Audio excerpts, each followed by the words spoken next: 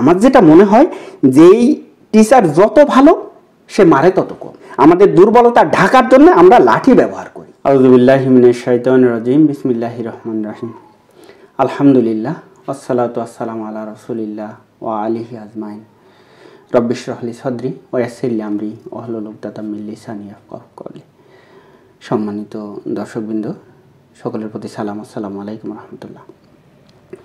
আজকে খুব একটা গুরুত্বপূর্ণ বিষয় নিয়ে একটু কথা বলবো।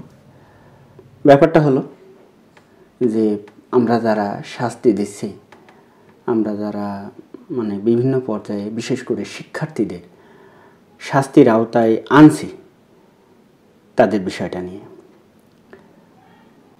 আমার ভাইয়ের মেয়ে, সে যখন এসএসসিতে পড়তো, তার একজন টিচার ছিল, সম্ভবত বাংলা গ্রামার। তো সে তার বেশ নামডাক। এখন সে পরীক্ষা নিত, ধরেন 30টা বা 50টার মধ্যে যদি 1টা 2টা 3টা 4টা ঠিক ভুল যেত, তাহলে তাদের হাতের চেহারাটা আর ভালো থাকতো না। আগে যেই হাতের যেই রংটা নিয়ে সে পড়তে গেছে সেই রং আর থাকতো। আমার জানা মতে এক শিক্ষকের খুব নামডাক, তিনি বিজ্ঞান পড়ান। তো সেখানে স্যার পড়া আদায় করে নেন এবং সেরকম একটা কি বলবো, আমার মনে হয় আপনারা ব্যাপারটা বুঝতে পেরেছেন। এরপরে আমরা হয়তোবা অনেক সময় প্রাইভেট পড়াই বাচ্চাদের, সেখানেও তেমন অবস্থা। তাদের আর কি বলা যায়, আসলে আমরা বাচ্চাদের সম্পর্কে একটা নেগেটিভ ধারণা পোষণ করি যে তারা আসলে পড়তে চায় না, তারা ইচ্ছাকৃতভাবেই এই ব্যাপারটা এড়িয়ে যাচ্ছে, তাদের খেলায় মন, অন্যদিকে মন, শুধু পড়ায় মন নেই। তাহলে কি করতে হবে? তাকে মারতে হবে এবং মেরে সেটা আদায় করে নিতে হবে এবং তাকে ফিরে আনতে হবে। তো এই ব্যাপারটা যদিও এখন একটু কমেছে, কিন্তু একেবারে বিরল না যে আমরা বাচ্চাদের পড়ানোর সময় মারছি। আমাদের পরিবারেও এই ব্যাপারটা খুব ভালোভাবে আছে।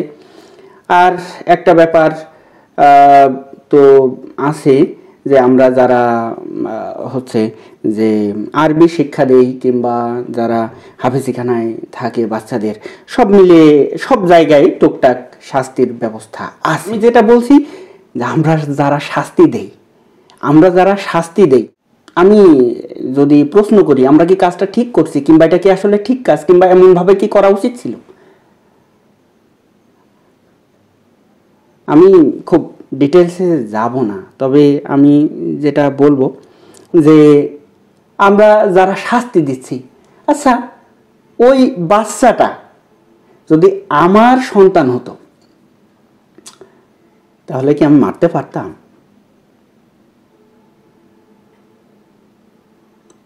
আচ্ছা যদি সে আমার কোনো ছোট ভাই হতো,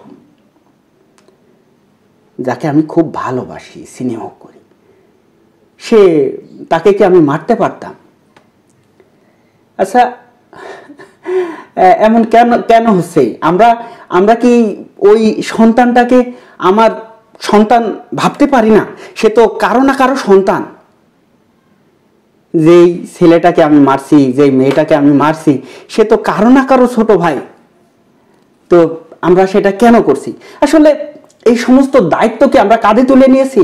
বাংলা গ্রামারকে আমাকে শিখিয়ে দিতে হবে, বিজ্ঞানকে আমাকে এনিহাউ শিখিয়ে দিতে হবে, কোরআনকে আমাকে এনিহাউ শিখিয়ে দিতে হবে, এমন দায়িত্ব কি কেউ আমাকে দিয়েছে? এটা আপনাদের কাছে আমার প্রশ্ন রইল। আমার মনে হয় আমাদেরকে এমন দায়িত্ব কেউ দেয়নি। না দিয়েছে আল্লাহ, না দিয়েছে রাসূল সাল্লাল্লাহু আলাইহি ওয়াসাল্লাম, না দিয়েছে কোনো অভিভাবক। কিংবা অনেক সময় জানি যে প্যারেন্টস এসে বলে যে তার চোখ আর হাড় বাদে সব আপনার। তারা একটা জায়গা থেকে বলে, একটা স্বপ্ন থেকে। তো তারা অনেক সময় সাধারণ, কিন্তু আমি তো শিক্ষক। আচ্ছা আমি যদি ভয় দেখাই, আমি বাংলা গ্রামার শেখাচ্ছি, আমি বিজ্ঞান শেখাচ্ছি, আমি যদি ভয় দেখাই, সে তো ভয়ের জন্যই পড়বে না। তার পড়া হবে না, সে অনেক চেষ্টা করবে কিন্তু ভয়ের জন্য সেটা পারবে না। আমি যদি একটা মানে কোরআন শেখাই, আমি যদি ভয় দেখাই, তাকে ভীত সন্ত্রস্ত করি, সে আমার ভয়েই পারবে না। একটা জিনিস আমাদের মনে রাখতে হবে, একটা ইটের নিচের ঘাস কখনো বড় হয় না, সে স্বাভাবিক চেহারা পায় না। হয়তো ওর ভিতরে লম্বা হয়, সে একটা দেখতে বিধিকিস্তে একটা পোলট্রি মুরগি যেমন তেমন হয়, কিন্তু সেই স্বাভাবিক গ্রোথ সেখানে থাকে না, স্বাভাবিক যে বৃদ্ধিটা সেখানে থাকে না। এজন্য আমি বলবো যে আমাদের এই শাস্তির এই চাপটা উঠিয়ে দিতে হবে। আর একটা ব্যাপার হচ্ছে যে আমরা অনেক সময় মানে হ্যাঁ শাস্তি দেওয়া, আমি ভালো কি খারাপ আমি সেটা বলবো না, কিন্তু আমি যদি এটা বলি যে আমার অপরাধের মাত্রা যতটুকু তার চেয়ে বেশি দেওয়া ঠিক না, এটা কি আমার কথা ভুল বলবেন? হ্যাঁ, আমি অপরাধ করি, ধরেন যে আমার সন্তান সে একসঙ্গে মেসে থাকে, সে হয়তো বা বৃত্তি পরীক্ষা দেবে, বন্ধুদের সঙ্গে আছে, কিংবা সে মানে হিপস করছে, সেখানে রাত্রে আছে। হ্যাঁ, রাত্রে তার শিশু মনে একটা আবেগ এসেছে যে না ফ্যানটা দেওয়ার দরকার, কিন্তু সে হয়তো ফ্যান দিয়ে ফেলেছে।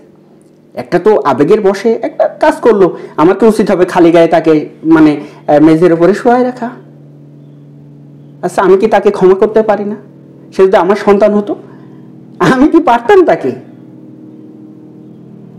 আমি তো বরং চেষ্টা করতাম আমার সন্তান ফ্যান দিয়েছে, বরং আমি কাঁথা গায়ে দিই, হ্যাঁ ওর যেটা কমফোর্ট ফিল হয় সেটা করুক। আমি যদি ভালোবাসা না দেই তাহলে সে কি বড় হবে? সে কি বেড়ে উঠবে? সে বড় হবে কিন্তু ওই ইটের নিচে ঘাস হবে।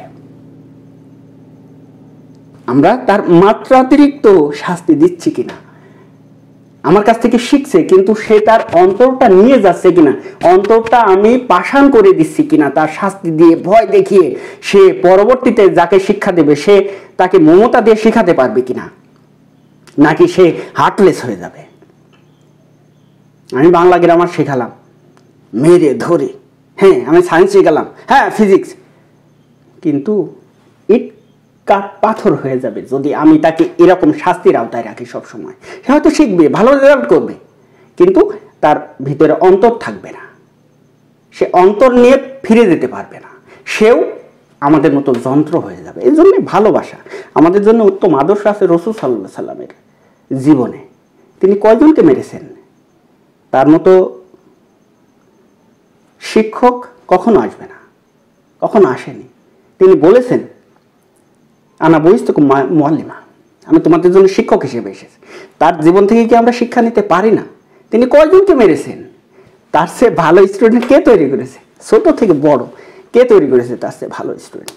এই জন্য আসুন আমরা একটু চেষ্টা করি, একটু বোঝার চেষ্টা করি। আমাকে তো এই দায়িত্ব দেওয়া হয়নি, বরং আমার যেটা মনে হয় যেই টিচার যত ভালো সে মারে তত কম। আমাদের দুর্বলতা ঢাকার জন্য আমরা লাঠি ব্যবহার করি। আমি যখন মানে আর পেরে উঠি না, আমার কৌশল যখন পারে না, আমার মমতা যখন ব্যর্থ হয়, তখন আমি লাঠি ইউজ করি। এজন্য আমাদেরকে একটু মানে আরো হৃদয় দিয়ে, ভালোবাসা দিয়ে, অবশ্যই মমতা দিয়ে তাদের কাছে নিতে হবে, তাদেরকে বোঝাতে হবে, তাদেরকে স্বপ্ন দেখাতে হবে, এবং তারপরে তারা একটা বড় মানুষ হবে, একটা বড় হৃদয়ের অধিকারী হবে, তারা ভালো মানুষ হবে। এই জন্য আমরা যারা শিক্ষক অবশ্যই আমাদেরকে সেই শিক্ষার যে নৈতিকতা, যেই মমত্ববোধ, যে ভালোবাসা, সেই জায়গাটা অবশ্যই আমাদেরকে ঠিক রাখতে হবে। ভাই আমার, আমি আসলেই সরি, হ্যাঁ মানে আমি জানি না কয়জন চোর ডাকাত জেলখানায় কিংবা রিমান্ডে থেকে ভালো হয়। আর একটা ব্যাপার মনে করেন, হ্যাঁ একটা সন্তানকে আপনি মেরেছেন, সে অপরাধ করেছিল, কিন্তু ওই সন্তানের শাস্তিটা যখন তার পিতার কাছে পৌঁছায়, তার মায়ের কাছে পৌঁছায়, তার অন্তরে যে ব্যথাটা লাগে সেটা জমা থাকবে আপনার জন্য, সেটা আপনার জন্য জমা থাকবে। সন্তান অপরাধ করেছিল, তার জন্য আপনি শাস্তি দিয়েছেন, কিন্তু মাত্রাতিরিক্ত যে আপনি শাস্তি দিয়েছেন সেই আঘাতটা পিতার অন্তরে, মাতার অন্তরে থাকে। এখানে আঘাত দিয়ে আপনি আরেকটা অপরাধ করেছেন, সেই আঘাতটা আপনার জন্য জমা থাকবে। আল্লাহ না করুন এর জন্য আপনার বিচারের মুখোমুখি হতে হয়। আল্লাহ না করুন, এর জন্য আপনার বিচারের মুখোমুখি হতে হয়।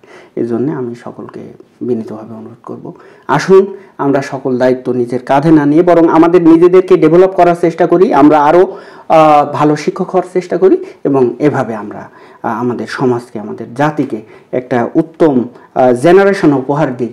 আমরা সেরকমভাবে আমাদের জেনারেশনকে মানুষ করার চেষ্টা করি যারা হৃদয়ের অধিকারী হবে, যারা শিক্ষিত হবে। হ্যাঁ, ভয় পেতে পারে, কিন্তু ভালোবাসবে ওই টিচারকে।